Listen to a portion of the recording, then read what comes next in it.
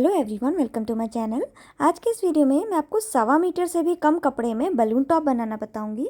तो इसके लिए मैंने 44 इंच लंबा कपड़ा लिया है और इस कपड़े का अर्ज भी 44 इंच का ही है। तो कपड़ा कैसे फोल्ड करना है वो मैं पहले बता देती हूँ। तो मैंने यहाँ पे देखिए चौकोर कपड़ा लिया हुआ है और ये कपड़े की लंबाई है। कपड़े की जो लेंथ है वो मैंने यहाँ पर 44 इंच की ली है, क्योंकि इतना ही कपड़ा मेरे पास बचा हुआ है। और ये कपड़े की विड्थ है, यानी कि कपड़े का जो अर्ज है वो भी यहाँ पे 44 इंच का है। अब यहाँ पे आप देख सकते हैं कि कपड़ा हमारा सिंपल एक पार्ट में रखा हुआ है, इसको फोल्ड नहीं किया हुआ है कहीं से भी। अब चारों में से कोई भी एक कोना आप उठाइए, तो मैं ये वाला कोना ले रही हूँ और इसको इस तरह से डायगोनली हमें फोल्ड कर देना है, यानी कि टेढ़े में हम इस तरह से इसको फोल्ड कर देंगे और एक ट्राइंगल जैसा बना लेंगे यहाँ पे। अब इसके बाद इसकी जो दो फोल्डेड वाली साइड में जो दो कोने हैं, ये वाला और ये वाला, इन दोनों में से कोई भी एक उठाइए और वापस से इसको इस तरह से डायगोनली यानी कि टेढ़े में हमें इस तरह से फोल्ड कर देना है। यहाँ पे आप देख सकते हैं यहाँ से हमारा कंप्लीट फोल्ड है और यहाँ पर चारों पार्ट्स ओपन दिख रहे हैं। और अब मैं क्या करूँगी, जो फोल्डेड वाली साइड है इसको अपनी ओर को कर लूँगी। तो यहाँ पे थोड़ा सा नज़दीक से दिखा देती हूँ मैं आपको। तो देखिए यहाँ पर से ओपन वाली साइड है और यहाँ से फोल्डेड वाली साइड है। तो ये यहाँ इस कोने पे हम यहाँ पे अपने शोल्डर्स के लिए निशान लगाएंगे। तो मेरे मेजरमेंट में शोल्डर्स हैं 6.5 इंच के। तो इस तरह से जहाँ पर भी 6.5 इंच आ रहा है वहाँ पे मैं निशान लगा ले रही हूँ और एक सीधी लाइन इस तरह से हमें खींच लेनी है। अब इस पॉइंट से नीचे की तरफ को हमें आर्म होल के लिए निशान लगाना है।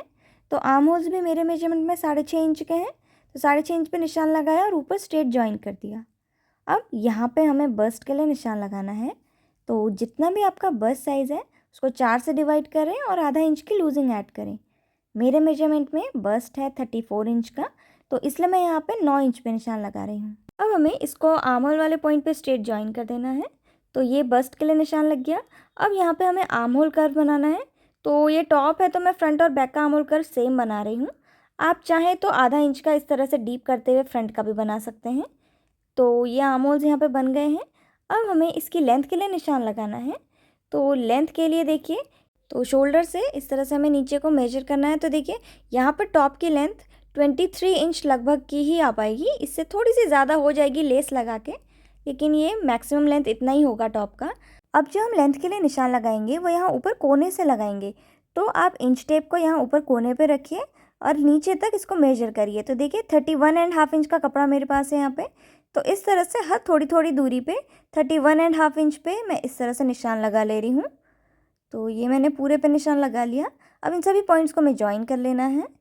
अब यहाँ पे जो बस्ट वाला हिस्सा है यहाँ पर हमें सिलाई के लिए मार्जिन लेना है।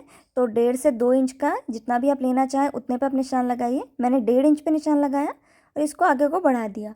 अब इस पॉइंट को नीचे पे हमें स्ट्रेट लाइन से यहाँ पे जॉइन कर लेना है। तो ये मैंने यहाँ पे जॉइन कर लिया है। अब यहाँ फोल्डेड वाली साइड से अंदर को हमें 3 इंच पे नेक विड्थ के लिए निशान लगाना है और आधा इंच का यहाँ पे शोल्डर को डाउन कर लेना है। तो मैंने शोल्डर डाउन किया, इसमें आधा इंच का मार्जिन भी आप ले लीजिए सिलाई के लिए। तो ये देखिए ये मार्किंग यहाँ पे कंप्लीट हो गई है। अब सेम मार्किंग के ऊपर ही हमें इसकी कटिंग भी कर लेनी है। तो यहाँ पे हमारे टॉप की कटिंग पूरी हो चुकी है। अब यहाँ पे आप चाहो तो बैक पार्ट हटा के फ्रंट के आर्म होल को डीप कट कर सकते हो, लेकिन मैं इसमें कैप स्लीव लगाने वाली हूँ जिसमें हम फ्रंट के आर्म होल को डीप कट नहीं करते हैं। तो इसलिए मैं यहाँ पे दोनों आर्म होल्स बराबर रख रही हूँ। अब मैं यहाँ पे आपको स्लीव की कटिंग बताती हूँ। तो देखिए बचा हुआ जो हमारा साइड से कपड़ा था ना, नीचे से जो बच गया था, उसको मैं यहाँ पे ले रही हूँ। तो इसमें से ये 2 पार्ट्स हैं तो दोनों तरफ की स्लीव मैं इसी से कट करने वाली हूँ। तो सबसे पहले मैं एक साइड की स्लीव कट करूँगी। तो मैं एक पार्ट यहाँ पे ले रही हूँ और इसको अब कैसे फोल्ड करना है वो मैं बता देती हूँ। तो देखिए इसकी लंबाई जो है वो 12.5 इंच की है और चौड़ाई भी यहाँ पे 12.5 से 13 इंच की है। अब हमें क्या करना है, इसको इस तरह से टेढ़े में यानी कि डायगोनली फोल्ड कर देना है। तो इस तरह से ये कोना आप उठाइए और ऐसे करके यहाँ पे टेढ़े में इसको फोल्ड करिए, ट्राइंगल बन जाएगा।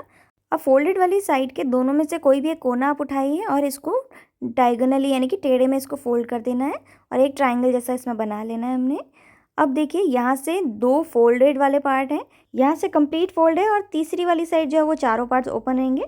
तो मैं इसको थोड़ा सा अपनी ओर को करते हुए रख दे रही हूँ यहाँ पे। अब ये जो नीचे की तरफ पे 2 फोल्डेड वाले पार्ट आए हुए हैं, यहाँ पर हमारी जो स्लीव है उसकी मोहरी बनेगी। तो इसमें हम मोहरी लेंगे और जो दूसरा कंप्लीट फोल्डेड वाली साइड है यहाँ पर हमारी स्लीव की लंबाई आएगी। अब मैं स्लीव की लेंथ के लिए यहाँ पे निशान लगा लेती हूँ। तो कैप स्लीव की लेंथ बहुत ज़्यादा नहीं होती है, इसलिए मैं सिर्फ 3.5 इंच की यहाँ पे लेंथ ले रही हूँ। 3.5 इंच पे निशान लगाया है यहाँ पे। अब यहाँ पे स्लीव की चौड़ाई के लिए निशान लगाना है। तो जितनी भी आपने टॉप में आर्म होल की लेंथ ली है उससे 1 इंच ज़्यादा हमें लेना है। तो मैंने आर्म होल लिया था 6.5 इंच का, तो उससे 1 इंच बढ़ा के मैं ले रही हूँ। तो 7.5 इंच पे मैंने निशान लगाया यहाँ पे। अब यहाँ से बाहर की तरफ को हमें 1.5 इंच का मार्जिन और ले लेना है, जितना हमने एक्स्ट्रा कुर्ती में भी लिया था उतना ही सिलाई मार्जिन। अब यहाँ से ऊपर की तरफ को हमें 1 इंच पे यानी कि 1 इंच पे निशान लगाना है और उसको सीधा नीचे को ज्वाइन कर देना है। अब इस पॉइंट को हमें यहाँ 3.5 इंच वाले पॉइंट पे हल्का सा घुमाव देते हुए ज्वाइन कर देना है। देखिए इस तरह से। तो ये आर्म होल का यहाँ पे शेप बन गया है और बाहर की तरफ को इसको सीधा ही हमें ज्वाइन कर देना है। अब इसकी हमें कटिंग करनी है, तो थोड़ा सा 2 पॉइंट तक का आप मार्जिन लेते हुए इसकी कटिंग कर लीजिए। अब मैं स्लीव की मोहरी के लिए निशान लगाऊंगी, यानी कि आर्म राउंड के लिए। तो आप अपने हाथ को गोलाई में मेजर करिए और जितना भी आएगा उसका आधे पे निशान लगाइए। मेरे मेजरमेंट में 14 इंच की गोलाई आ रही है, तो उसका आधा मैं यहाँ पे 7 इंच पे निशान लगा रही हूँ। अब इसको हमें बाहर की तरफ को इस तरह से टेढ़ा ज्वाइन कर देना है। तो इसमें हम सिलाई लगाएंगे। सेम इसी तरह से मैंने दूसरी तरफ की स्लीव भी कट कर ली है। अब हमें ये स्लीव को सीधी तरफ की ओर को पलट लेना है। तो उसके लिए आप इसको ओपन करिए और सीधी तरफ को इस तरह से पलट लीजिए। अब इसकी जो ओपन वाली साइड है यहाँ पे हमें कच्ची सिलाई लगा के इन दोनों को ज्वाइन कर लेना है। तो देखिए मैंने यहाँ पे कच्ची सिलाई लगा ली है दोनों तरफ की स्लीव में। अब हमें इसकी नेकलाइन कट करनी है, तो उसके लिए मैंने एक कपड़े का टुकड़ा लिया हुआ है और इसकी जो विड्थ है वो 12.5 इंच की है और इसकी लंबाई 12 इंच की है। अब इसको हमें बिल्कुल सेंटर से विड्थ वाइज फोल्ड कर देना है। यहाँ पे आप देख सकते हैं मैंने इसमें पेपर पेस्टिंग चिपका लिया है। अब फोल्डेड वाली साइड से 3 इंच पे हम पहले नेक विड्थ के लिए निशान लगाएंगे और 7 इंच पे मैं इसके नेक की डीपनेस ले रही हूँ। तो 7 इंच पे मैंने निशान लगाया। अब इन दोनों पॉइंट्स को हल्का सा घुमाव देते हुए हमें इस तरह से ज्वाइन कर देना है और इसको मैं डार्क कर दूँगी।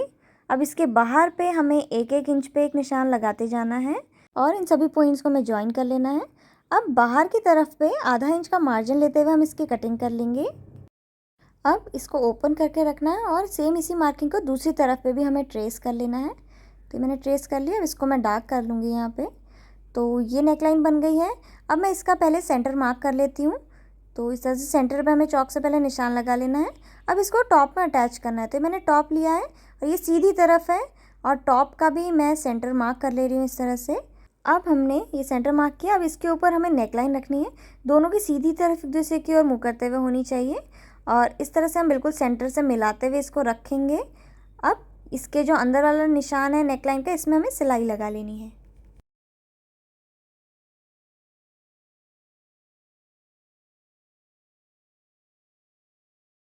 ये नेकलाइन में सिलाई हमने लगा ली है और नेकलाइन का जो बाहर वाला हिस्सा था इसको भी मैंने आधा इंच का फोल्ड करते हुए इसको भी सिलाई लगा दी है। अब आधा इंच का मार्जिन लेते हुए हमें इसकी नेकलाइन कट कर लेनी है और यहाँ बीच में एक थोड़ा सा कट लगा लीजिए, बस ध्यान है सिलाई ना कटे। और बाकी राउंड वाली साइड में भी छोटे छोटे से कट्स लगा के हमें नेकलाइन को पीछे की तरफ को पलट देना है। और इसको पलटने के बाद आप इसमें प्रेस कर लीजिए फिनिशिंग के लिए। तो देखिए मैंने इसकी नेकलाइन बना ली है। अब इसकी नेकलाइन में मैं लेस लगाऊंगी, तो उसके लिए मैं यहाँ पे मैचिंग कलर की लेस ले रही हूँ। तो इस तरह से यहाँ पे हम इसकी पूरी नेकलाइन में नीचे की तरफ पे भी इस तरह से डिज़ाइन बनाते हुए इसकी लेस को स्टिच कर लेंगे। तो अगर आपको ये लेस लेनी है, परचेज़ करनी है, तो इसकी लिंक मैं आपको डिस्क्रिप्शन बॉक्स में दे दूँगी।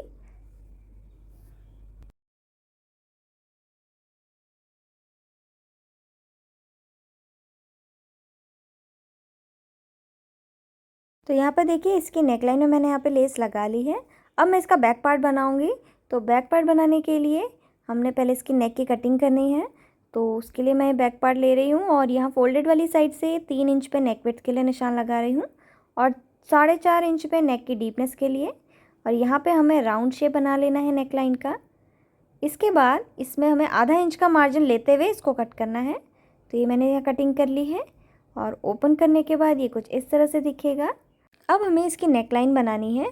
तो नेकलाइन बनाने के लिए मैं यहाँ पे उरेब पट्टी ले रही हूँ और उरेब पट्टी से इस तरह से इसकी नेक में लगा के हमें इसको डबल फोल्ड कर देना है। तो देखिए मैंने इसकी नेकलाइन यहाँ पे बना ली है। अब इसकी नेकलाइन में भी हमें इस तरह से यहाँ पे राउंड में करते हुए लेस लगा लेनी है। तो इसको भी मैं स्टिच कर लूँगी। अब मैं यहाँ पे फ्रंट वाला पार्ट ले रही हूँ और अब हमें फ्रंट और बैक को ज्वाइन करना है। तो यहाँ पे देखिए बैक वाले पार्ट की नेकलाइन में मैंने लेस लगा ली है। अब बैक वाले पार्ट को फ्रंट के ऊपर हम इस तरह से पलट के रखेंगे और कोने से कोना मिलाते हुए रखना है। ध्यान रहे सीधी तरफ एक दूसरे की ओर को मुँह करते हुए हमारी होनी चाहिए इसमें। अब बस हमें इसके शोल्डर्स में आधा इंच की दूरी पे यहाँ पे सिलाई लगा लेनी है। तो देखिए शोल्डर्स में मैंने सिलाई लगा ली है। अब हमें इसमें स्लीव्स अटैच करनी है। तो उसके लिए मैं ये टॉप को इस तरह से ओपन करके रख रही हूँ और अब हमें यहाँ पे इसके आर्म होल में स्लीव अटैच करनी है। तो ये मैंने स्लीव ली हुई है और इसको अंदर की तरफ को करते हुए रखेंगे। अब यहाँ कोने से हमें सिलना इसको स्टार्ट करना है और इस तरह से मिलाते हुए हम यहाँ पर इसके पूरे आर्म होल में सिलाई लगा लेंगे गोलाई में। तो कैसे सिलना है मैं दिखा देती हूँ आपको। तो ये आर्म होल वाला हिस्सा है, इसको इस तरह से हमें टॉप से मिलाते हुए रखना है और स्टिच करते जाना है।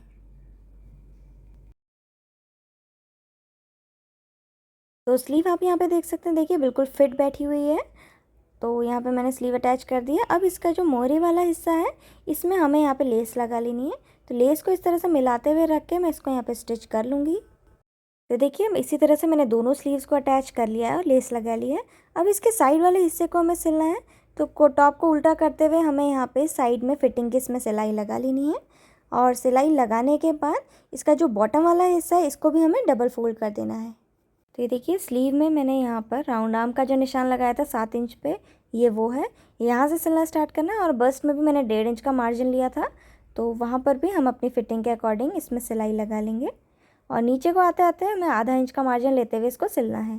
तो देखिए साइड मैंने यहाँ पे सिल दी है और स्लीव यहाँ से कुछ इस तरह से दिखेगी। अब इसके बाद हमें इसका जो बॉटम वाला हिस्सा है इसको डबल फोल्ड करना है। तो आप चाहें तो आधा आधा इंच का इस तरह से फोल्ड कर सकते हैं, लेकिन मैं यहाँ पर पीको फुट यूज़ कर रही हूँ और ये मैंने पीको फुट से इसको यहाँ पे डबल फोल्ड कर दिया है। सेम इसी तरह से पूरी गोलाई में हमें इसको डबल फोल्ड कर लेना है। तो देखिए मैंने इसको पूरे को डबल फोल्ड कर दिया है। अब जहाँ पर भी ये डबल फोल्ड हुआ है यहाँ पे अब हमें लेस लगानी है इसके बॉटम वाले हिस्से पे। तो मैं ये लेस ले रही हूँ और लेस को थोड़ा सा नीचे को रखते हुए इस तरह से मैं लगाऊंगी यहाँ पर, ताकि जो टॉप है उसकी लेंथ थोड़ी सी और बढ़ जाए। तो इस तरह से नीचे नीचे पे रखा और इसको स्टिच कर लिया। इसी तरह से पूरी गोलाई में हमें इसको स्टिच कर लेना है और ये टॉप बनके हमारा तैयार हो गया है।